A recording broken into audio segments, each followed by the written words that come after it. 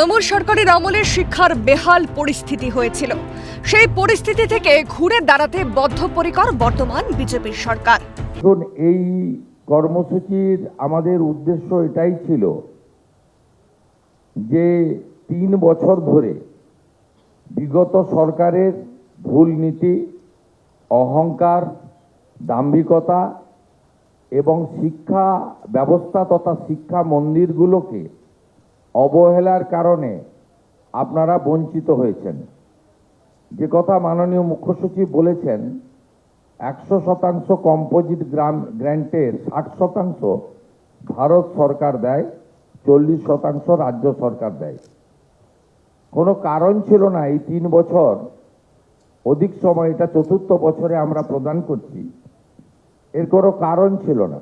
বুধবার ৮০,৩৭৫টি সরকারি ও সরকার অনুমোদিত স্কুলের পরিকাঠামো উন্নয়ন ও দৈনন্দিন খরচ চালানোর জন্য ২৯৬ কোটি টাকার কম্পোজিট স্কুল গ্রান্ট বরাদ্দের ঘোষণা করেন মুখ্যমন্ত্রী শুভেন্দু অধিকারী, যা নেট ব্যাংকিং এর মাধ্যমে পাঠানো হয়েছে বলে তিনি জানান।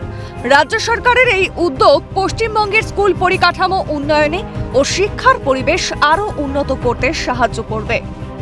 এবং আপনাদের আরটিজিএস এর মাধ্যমে, আমাদের নেট ব্যাংকিং এর মাধ্যমে সব স্কুলের অ্যাকাউন্টে ইতিমধ্যেই ২৯৬.৬৪ কোটি টাকা, ৮০,৩৭৫টি সরকারি সাহায্যপ্রাপ্ত এবং সরকারি স্পন্সর বিদ্যালয়ে তাদের অ্যাকাউন্টে ঢুকে গেছে।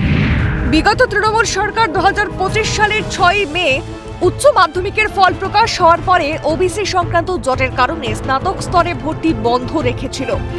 তখন বেসরকারি কলেজগুলিতে ভর্তি চলেছিল। রাজ্যে পালা বদলের পর স্নাতক স্তরে এবার ভর্তির সংখ্যা বেড়েছে, জানিয়েছেন মুখ্যমন্ত্রী শুভেন্দু অধিকারী।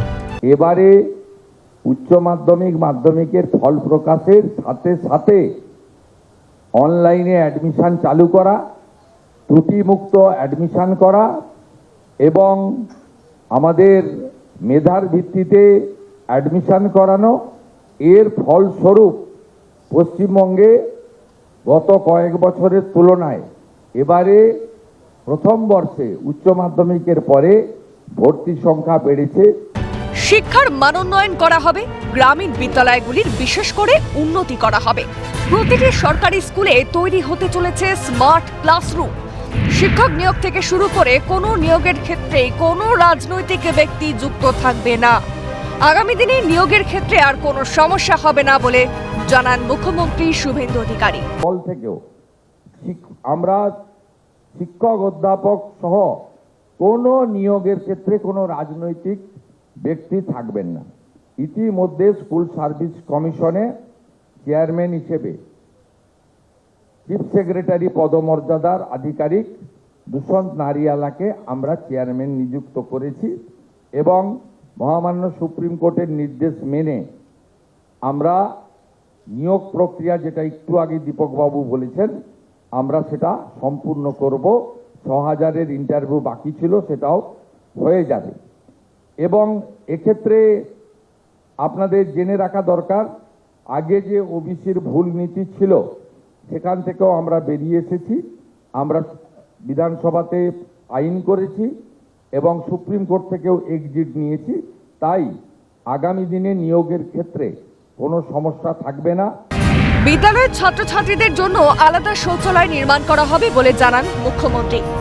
গরমের সময়ে যাতে ছাত্রছাত্রীরা কষ্ট না পায় তার জন্য ফ্যানের ব্যবস্থা করা হবে বলে জানান মুখ্যমন্ত্রী শুভেন্দু অধিকারী। ইউটেন্সিল যেখানে নেই, ইউটেন্সিল সেখানে দেওয়ার ব্যবস্থা করা, ছাত্র এবং ছাত্রীদের জন্য আলাদা শৌচালয় নির্মাণ সুনিশ্চিত করা এবং সাথে সাথে ফ্যান দেওয়া। মানে আমাদের বিশেষ করে পুরুলিয়া, বাঁকুড়া, বীরভূম এলাকাতে, আমাদের রাঢ়বঙ্গের ওই বিস্তীর্ণ এলাকাতে গরমের সময় যে ধরনের কষ্ট পান আমাদের সমস্ত যারা বিদ্যালয় ছাত্রছাত্রীরা, বিশেষ করে সেখানে আমরা ফ্যান বিতরণের জন্য বলেছি সব জায়গায় অগ্রাধিকারের ভিত্তিতে ফ্যান দেওয়ার ব্যবস্থা করা। রাজ্যসভায় পাশ হলো বন্দে মাতরম বিল।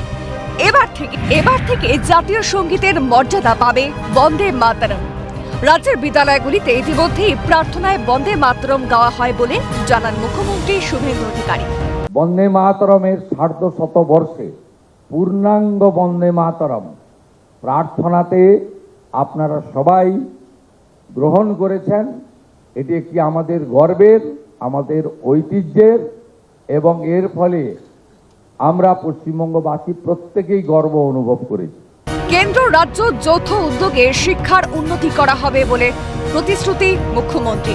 ক্যামেরায় সুরজিৎ প্রামাণিকের সঙ্গে সুদীপ্ত পালের রিপোর্ট, ক্যালকাটা।